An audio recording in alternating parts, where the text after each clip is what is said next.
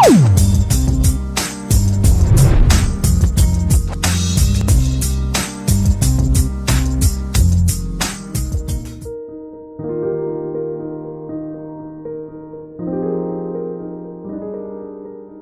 kami surga, terima kasih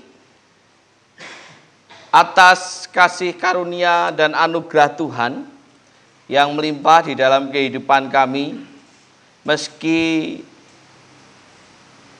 yang terjadi di dalam hidup kami seringkali justru tidak seperti yang kami harapkan.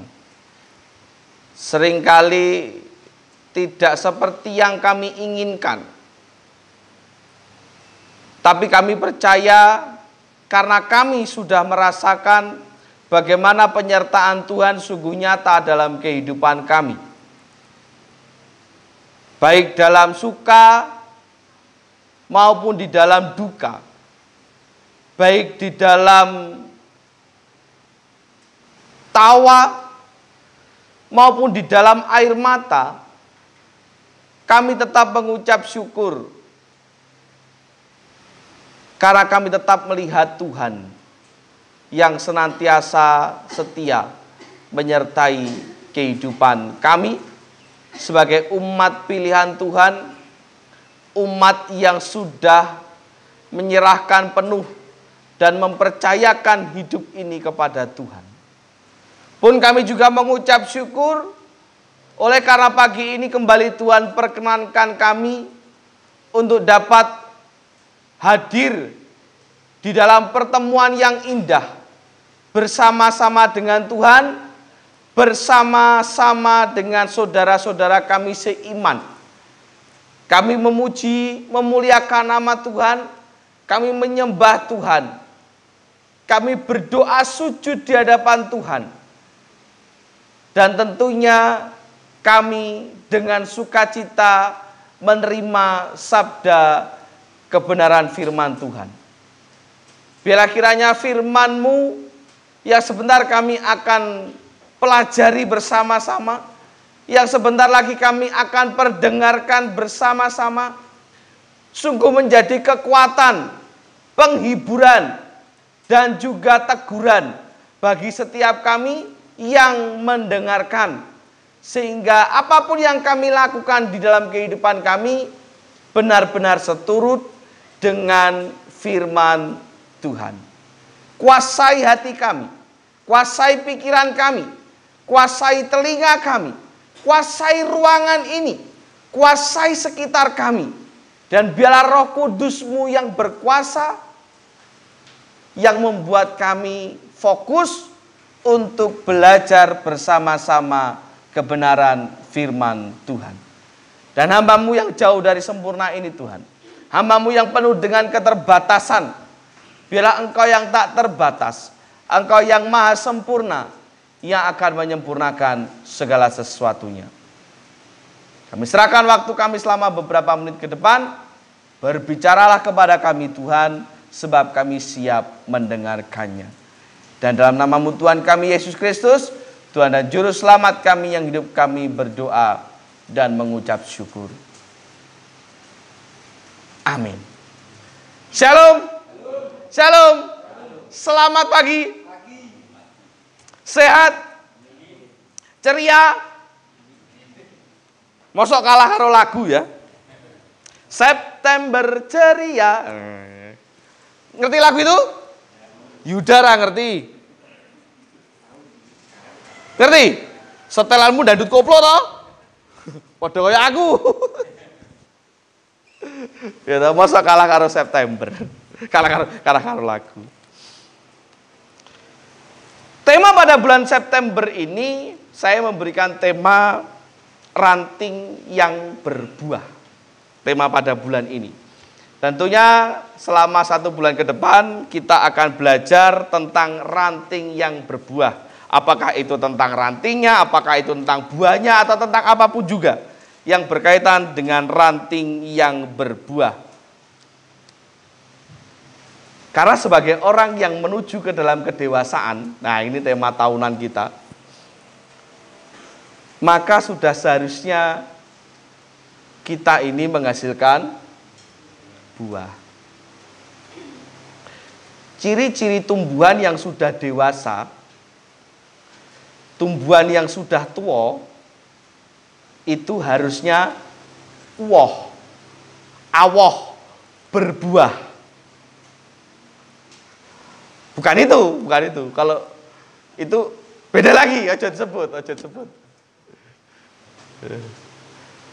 Berbuah. Tidak ada tumbuhan yang baru ditanam, baru dideder, langsung menghasilkan buah. Harus mengalami proses menjadi dewasa, hingga akhirnya setiap ranting-ranting yang ada di pohon itu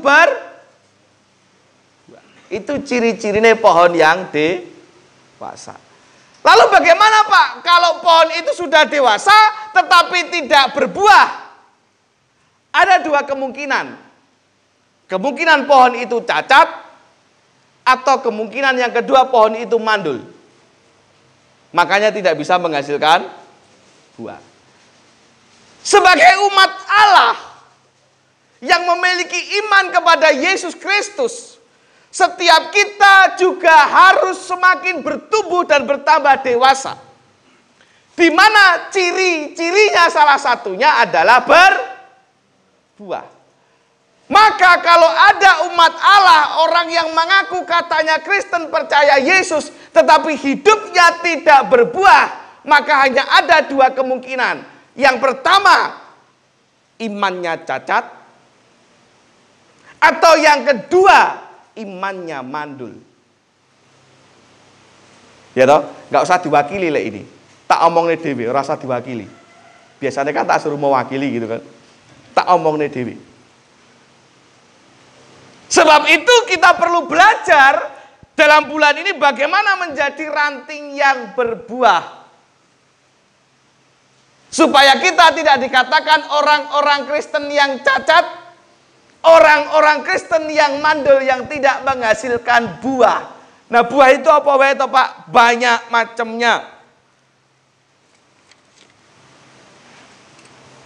Salah satu iman yang berbuah adalah iman yang menghasilkan doa. Di mana setiap doa kita terjawab oleh Tuhan. Doanya, adakah doa yang tidak dijawab? Ada? Tidak ada. Semua doa itu terjawab. Hanya kadang ora srek karo atine kita. Ning kuwi karepe Tuhan. Berbicara tentang doa itu gini loh ya. Ini sebelum kita masuk ke sini. Kita punya kemauan, Tuhan punya kemauan. Dan seringkali kemauan kita terbentur dengan kehendaknya Tuhan. Endi sing menang? Ya kehendake Tuhan. Endi sing enak? Ya kehendake Tuhan. Yen bersyukur. Nah, lebih daripada itu kita akan membahas tentang ranting yang berbuah. Balik lagi ke temanya. Hal yang perlu dipahami, hal yang perlu dipastikan, hal yang perlu dipersiapkan sebelum kita berbicara buah. Tentu ada banyak hal. Beberapa di antaranya kita akan pelajari bersama-sama pagi ini. Apa-apa saja yang harus kita persiapkan. Apa-apa saja yang harus kita pastikan supaya ranting kita menghasilkan buah. Makanya saya memberi judul pada minggu ini, pastikan terlebih dahulu. Pastekno dhisik. Sebelum engkau ngomong ngalor ngidul tentang buah, lah enaknya buahku engkau apa, Pak? Sik to, pastekno dhisik beberapa hal di bawah ini yang akan kita pelajari bersama-sama. Dan nats tema kita itu terambil dalam kitab Yohanes pasal yang ke-15 ayatnya yang ke-5.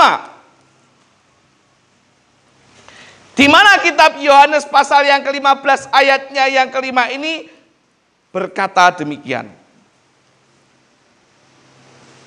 Apa? Yohanes pasal 15 ayatnya yang ke-5. Akulah pokok anggur dan kamulah ranting-rantingnya. Barang siapa tinggal di dalam aku dan aku di dalam dia, ia berbuah banyak, sebab di luar aku kamu tidak dapat berbuat apa. Itu ayat tema pada bulan ini yang akan mendasari kita, termasuk mendasari firman Tuhan pada pagi hari ini. Ketika Tuhan berkata bahwa akulah pokok anggur dan kamulah rantingnya. Dimana kalau Anda melanjutkan sampai dengan ayat yang ke-6, dan barang siapa tidak tinggal di dalam aku, ia dibuang keluar seperti ranting dan menjadi kering. Kemudian dikumpulkan orang dan dicampakkan ke dalam api lalu dibakar. Ranting sing ora woh, ranting yang tidak berbuah ora ana gunane. Ranting sing cacat, ranting yang mandul, ranting yang tidak menghasilkan apa-apa, tidak ada gunanya selain akan dibuang dan dimasukkan ke dalam.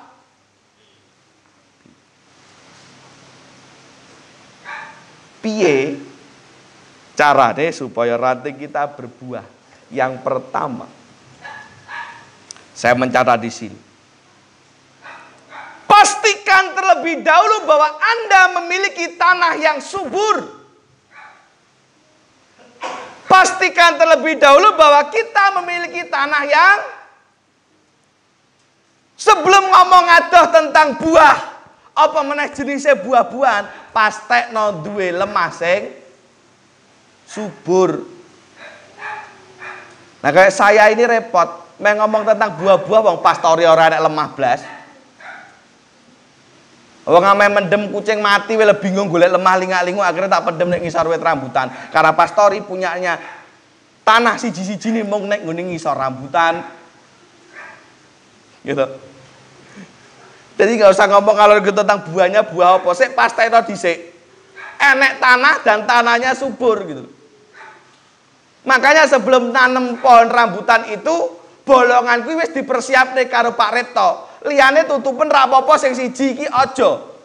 Karena apa? Tujuannya apa? Memastikan supaya ada tanah. Betul gitu tuh, Pak? Halek ditutup semen kabeh tanah kondi. Meng ngomong kita enak nandur rambutan. Cetok, lemahmu enek apa ora gitu.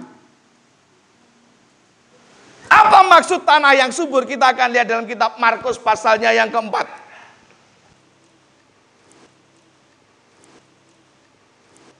Markus pasalnya yang keempat. Ayatnya yang ketiga sampai dengan yang ke-8. Yang sudah menemukan silakan dibaca dengan keras 3 sampai 8. Markus pasal 4 ayat 3 sampai 8. 1, 2, 3.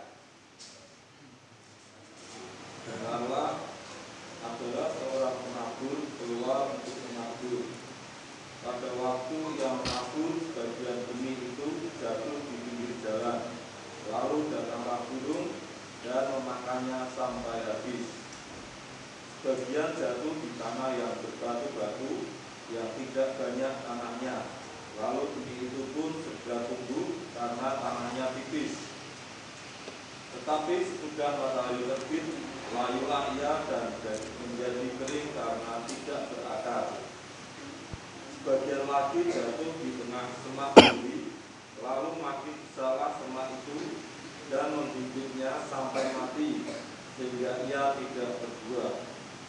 Dan sebagian jatuh di tanah yang baik, ia tumbuh dengan suburnya dan berbuah. Hasilnya ada yang 30 kali lipat, ada yang 60 kali lipat, ada yang 100 kali lipat. Iya, terima kasih Pak Eko. Perumpamaan tentang seorang penabur yang disampaikan oleh Yesus Kristus.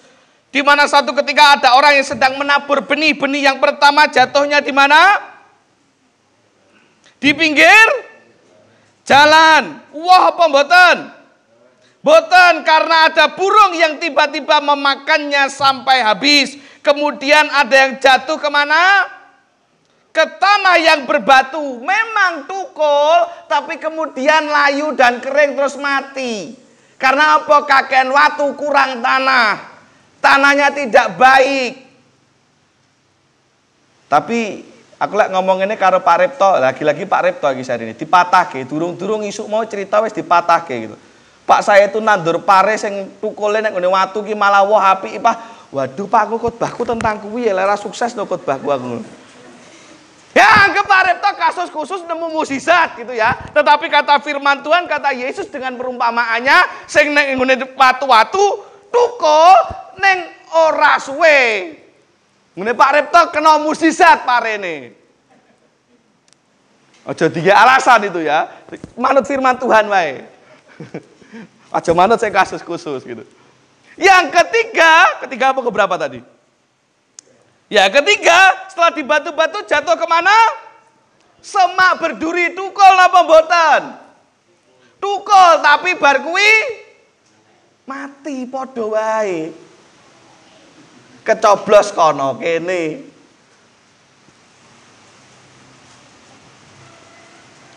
Lalu kemudian yang terakhir jatuh ke dalam tanah yang baik atau tanah yang subur.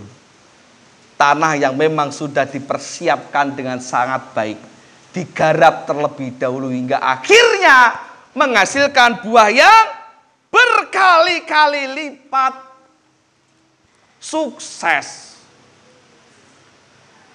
Nah, aplikasinya dalam kehidupan kita, kalau engkau mau menjadi orang Kristen yang berbuah, mau menjadi ranting yang berbuah, pastikan terlebih dahulu tanahmu subur. Tanah yang subur itu tanah yang seperti apa? Tanah yang subur itu ibarat hati kita.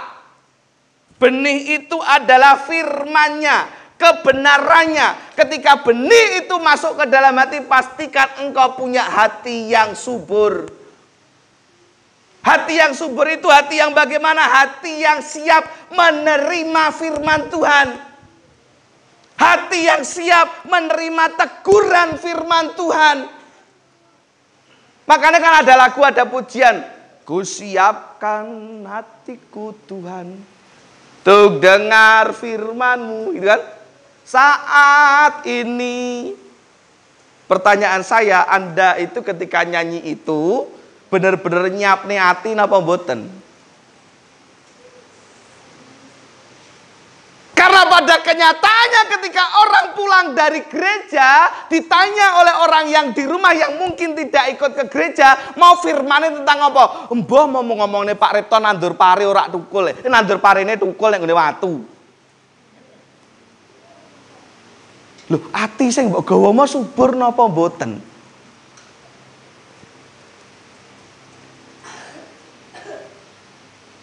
Masuk, mantuk-mantuk ketika dikhotbah, ketika menerima firman, sampai rumah. Wong khotbah kok mesti nyinggung-nyinggung terus. Mungkane aku ki males. Jebul atine kaken duri.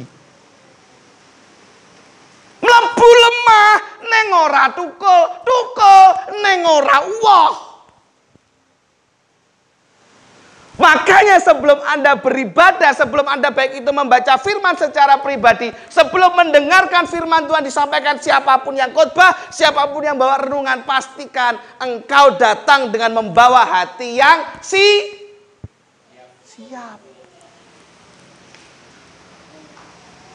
Banyak orang Kristen yang tidak menjadi dewasa, yang tidak menghasilkan buah karena apa? Senengane khotbah sing enak-enak, khotbah sing lucu-lucu. Golek khotbah tentang teguran apa meneh tentang perpuluhan, males ngrungokne.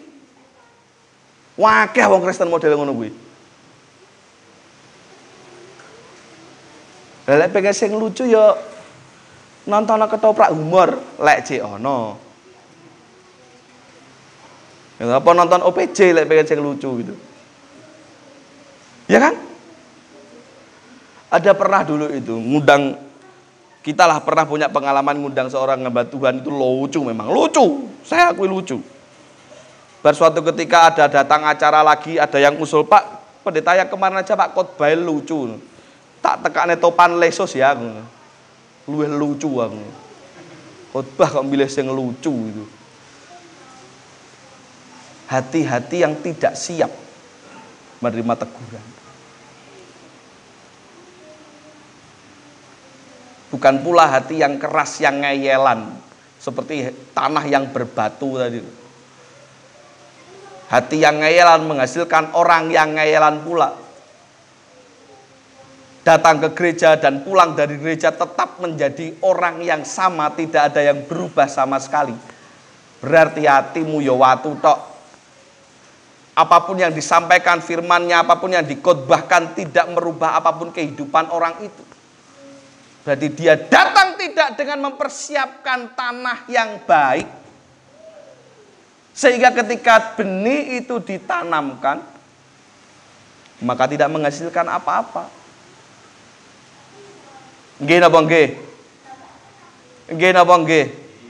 Ya kudu nggih.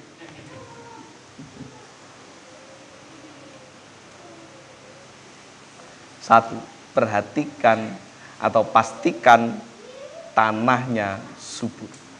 Yang kedua, selain tanah, yen wis enek tanah, yo ditanemi. Lek wis ditanemi, pastekno yen akarnya itu kuat.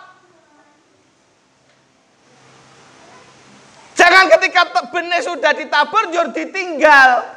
Ora diopeni pastekno dhisik, kuwi itu tukul, itu ngoyot. Ada beberapa tanaman yang harus dipindahkan supaya tumbuhnya lebih maksimal.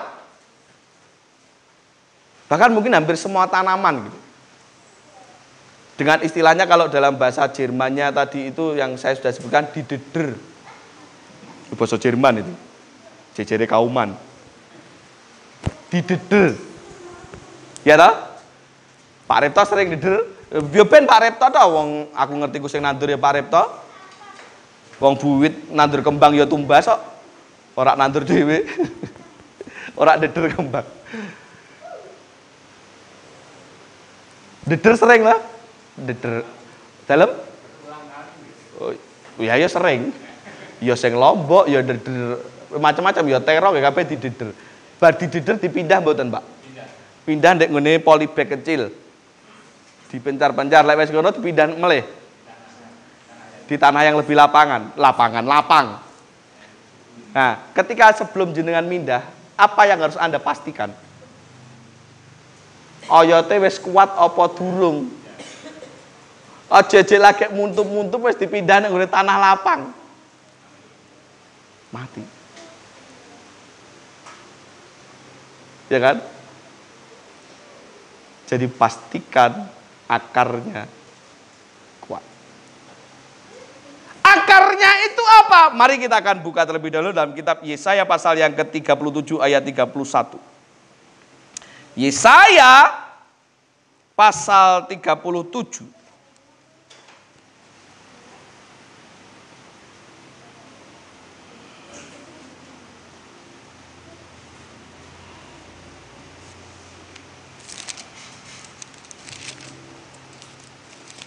Ayatnya 31.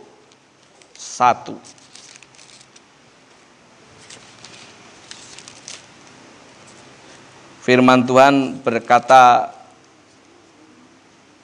demikian.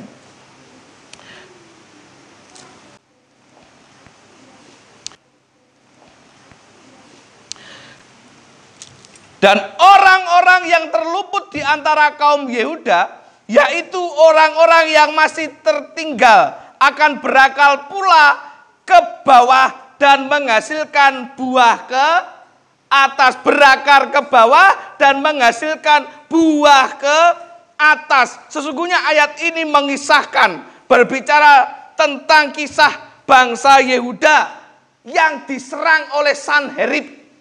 Dan beberapa di antaranya itu lolos. Beberapa di antaranya itu selamat karena apa? Karena mereka dikatakan di sana yang berakar ke bawah dan menghasilkan buah ke atas. Maka kalau dikaitkan dengan akar yang kuat itu akar yang bagaimana? Akar yang kuat itu adalah akar yang kuat menembus sampai bawah. Ora mung akar sing anggang-anggang nek permukaan. Akar itu ibarat iman, ibarat keyakinan, ibarat kepercayaan kita kepada Yesus Kristus. Dan itu yang harus terus-menerus menancap ke bawah. Atau ibaratnya dalam hati, iman itu kudu nancap jeru. Apa fungsinya? Akar itu nancap jeru. Supaya ketika ada banjir bandang, supaya ketika ada angin badai, angin ribut, uwit kui, tanduran kui, tanaman kui kuat bakoh. Ya toh? Ya toh? Ora wedi banjir, ora wedi angin, ora wedi apa-apa. Wedine paling mung karo tikus. Ning selama akare kuat mbok dikrokoti tikus tetep mancep jeru. Ya intine ora wedi apa-apa. Beberapa kali saya itu, istri saya tepatnya diberi sama lagi-lagi Pak Repto iki, saya ini Pak Repto oleh tanduran iki. Mungkin selama sebulan ke depan. Karena ngomongin tanduran nih. Enggak apa-apa ya, Bakok ya. Orang ngelek-ngelek kok. Apa mau? Oh, istri saya itu sering beberapa kali diberi Pak Repto itu cabai, tanduran cabai. Kalai karo tikus. Ora oyote, batange diprungges sampai entek. Oyote tetap ngadeg jejeg kuat.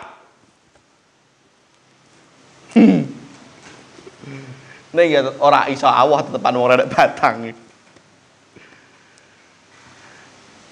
Tetap lama-lama akan mati karena oyote sendiri ora iso gandoli batange dadi kuat gitu.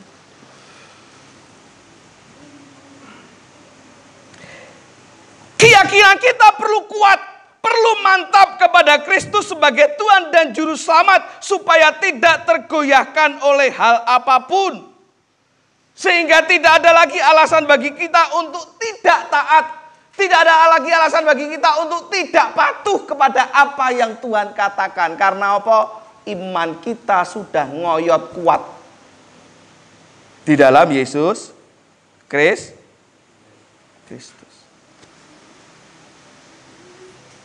Lambung meh bensin mundak pira-pira ya khawatir nek ora wedi. Mergo apa? Imane ngoyot kuat di dalam Yesus Kristus. Nyatane bensin wis mundak ping pira? Masih bisa hidup? Masih bisa makan? Saya tidak tanya apa yang dimakan loh ya, masih bisa makan? Ya jek sehat toh? Bu Repto sakit Pak, ora sehat. Ini bukan karena nggak ada yang dimakan. Ojo nang kecelakaan ya berarti ya. Terutusan joglangan ki ya napa gitu. Tandur ya. Neng karena iman yang ngoyot kuat dalam Yesus Kristus, tangan yang sakit, tangan yang patah tidak menjadi alasan untuk tidak ke gereja. Betul tak? Itu fungsinya oyot yang kuat. Duit bukan alasan untuk tidak berdoa.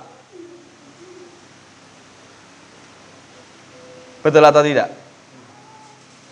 Enek masalah bukan alasan untuk tidak datang kepada Tuhan, baik secara pribadi maupun dalam persekutuan. Banyak orang Kristen tuh yang senengannya golek-golek alasan. Ala goro-goro rebutan kamar mandi meh neng gereja wae lho, dadi mutung. Wis aku rasane gereja ana. Ning orane Kembang Arum. Kembang Arum kan jos kabeh. Orane sing ngamini. Apa ya mungkin nek Kembang Arum ya?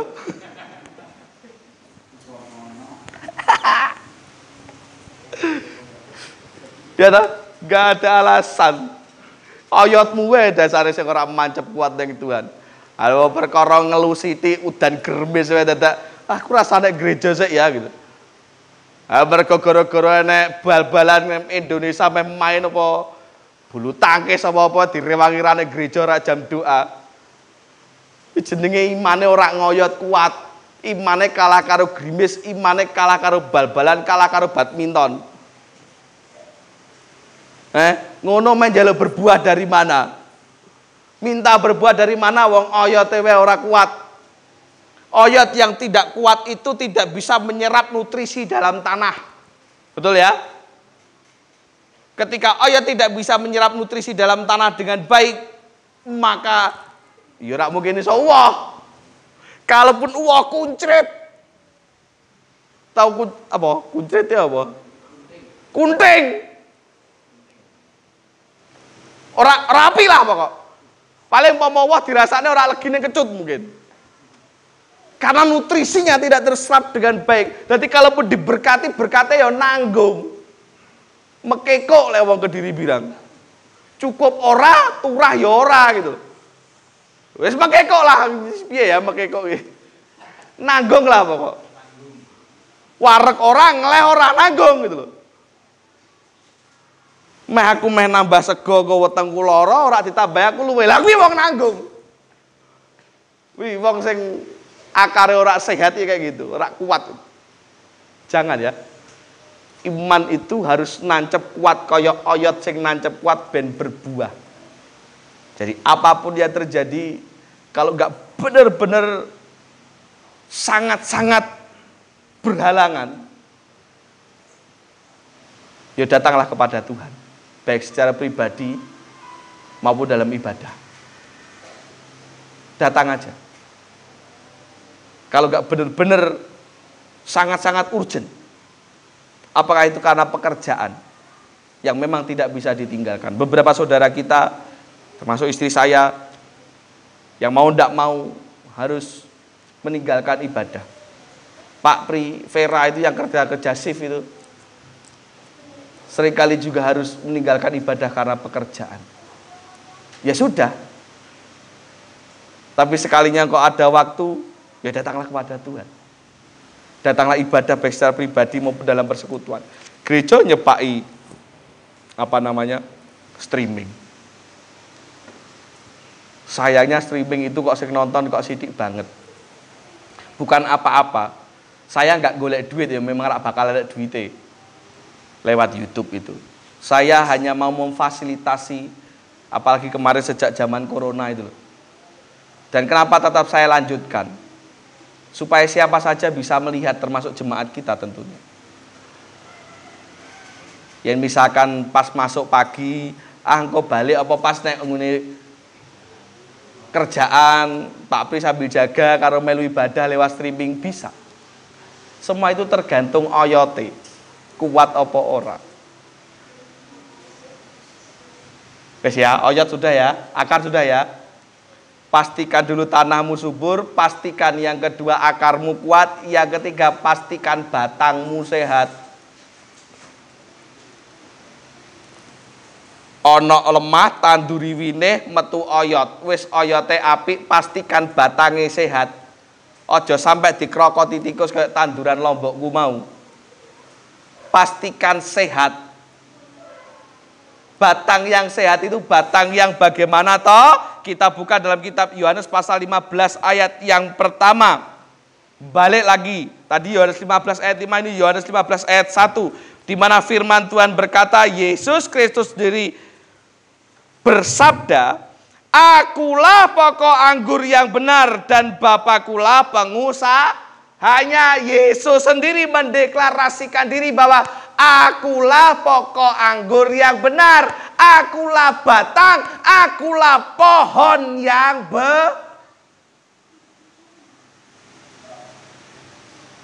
pastikan batangmu sehat. Dan semua itu akan menjadi pasti kalau batangmu itu Yesus Kristus. Ya toh? Artinya itu apa? Tidak hanya mengoyot, ning melekat pada batang yang benar. Munggugu omongane Gusti Yesus Jika mau batangmu sehat, jika mau rantingmu berbuah, maka tidak ada pilihan lain selain tinggal di dalam Yesus. Tidak ada pilihan lain selain mengikuti apa kata Yesus yang tertulis di dalam firman-Nya. Aja malah gugu omongane orang lain. Banyak orang itu yang akhirnya menjadi gagal karena apa? Nuruti omongane orang. Suka terpengaruh dan mudah dipengaruhi oleh omongan orang. Alasannya ngikuti tren. Alasannya ngikuti sing viral. Tapi belum tentu padahal itu cocok untuk kita. Banyak orang yang menjadi stres bahkan depresi karena apa? Gugu omongane wong.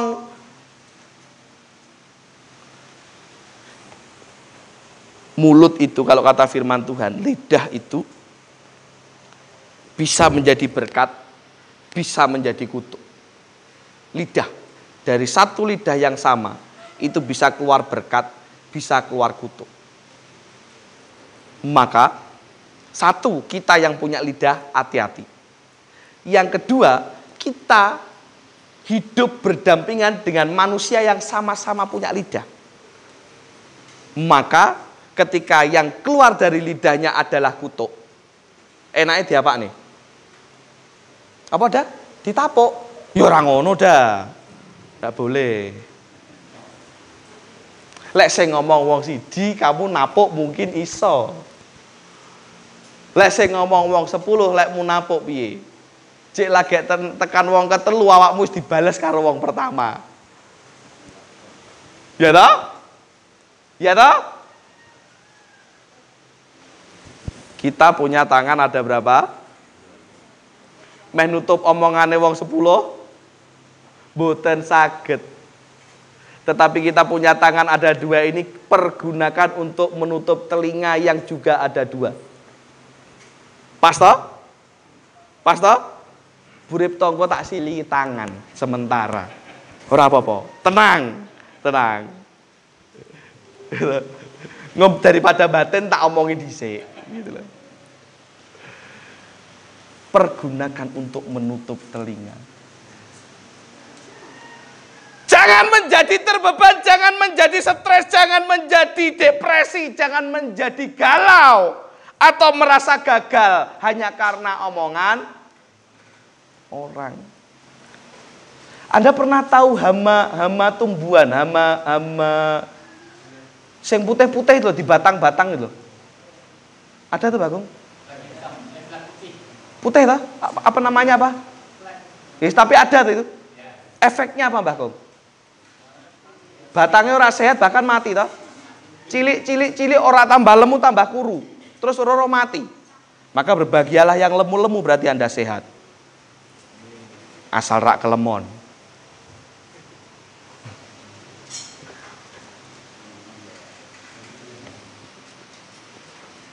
Waspada terhadap serangan dari luar yang bisa mempengaruhi batang kita.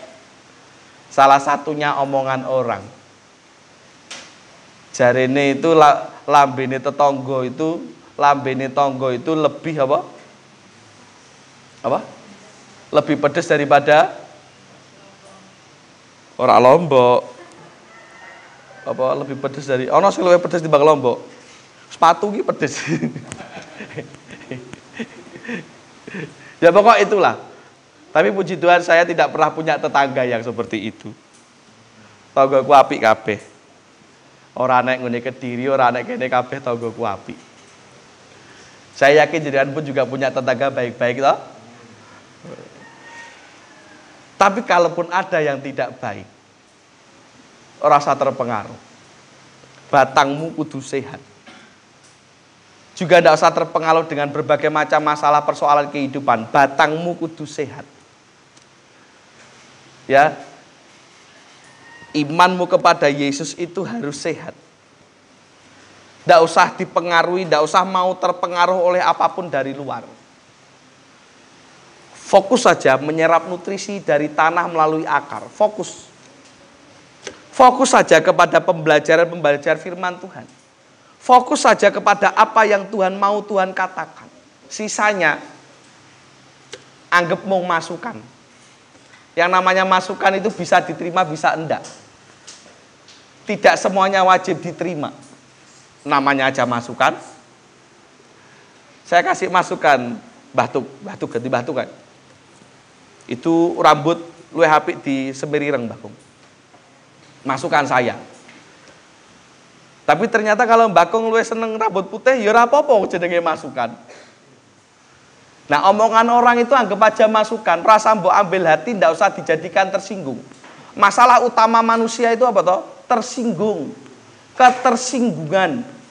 Sidik-sidik tersinggung, itu masalah utamanya manusia. Yang membuat manusia itu sering stres, sering depresi, sering terbeban berat, ora iso turu karena apa? Tersinggung. Lewes ngono sapa sing nggih masalah? Awake dhewe to? Salahe tersinggung. Ketersinggungan itu tidak diberikan tetapi diambil. Tahu enggak maksudnya apa? Ketersinggungan itu bukan karena apa yang dikatakan orang, tetapi karena Anda memilih untuk tersinggung. Mungkin saya tadi ngomong masalah nyuwun sewu, rambutnya Pak Tuk yang sempiran ireng tadi, mungkin saja Pak Tuk iso tersinggung, mungkin. Tetapi untuk tersinggung atau enggak, lah itu berarti milih untuk tidak tersinggung. Tapi bisa aja dengan tersinggung. Kok rasopan karo wong tua ngomongin rambut, bisa saja. Apa saja bisa menjadikan alasan orang untuk tersinggung. Hati-hati, batangmu ora sehat. Hama-hama sing putih-putih kayak mau ojo nganti ono. Ya. Sebelum kita berbicara masalah ranting yang berbuah, ada hal yang lebih penting yang harus kita pastikan. Yang pertama, pastikan engkau punya tanah yang subur. Supaya ketika benih itu ditaburkan, benih itu menjadi tumbuh dan menghasilkan buah. Yang kedua, pastikan engkau memiliki akar yang kuat. Sehingga walau badai goncangan seperti apapun tetap gandol neng Tuhan Yesus Kristus. Meh diming-iming duit bondo rupa donya, jabatan dan lain sebagainya, ora lek wong Kediri bilang ora kegi. Ora kegi, tahu ora kegi ada enggak basa sih? Ora. Nah, itulah. Ora goyah, ora goyah. Ora goyah. Dan yang ketiga, pastikan engkau memiliki batang yang sehat dan tidak ada batang yang lebih sehat dibanding Yesus Kristus itu sendiri.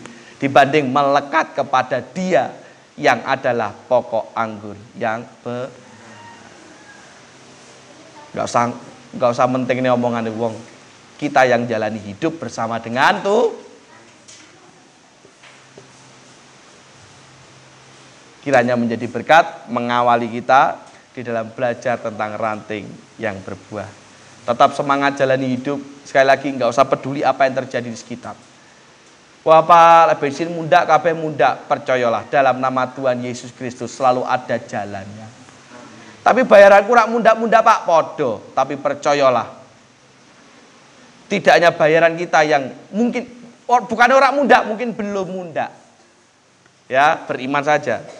Tapi kalaupun tidak, ya wis tak popot. Setidaknya kita punya iman dan Tuhan yang sama.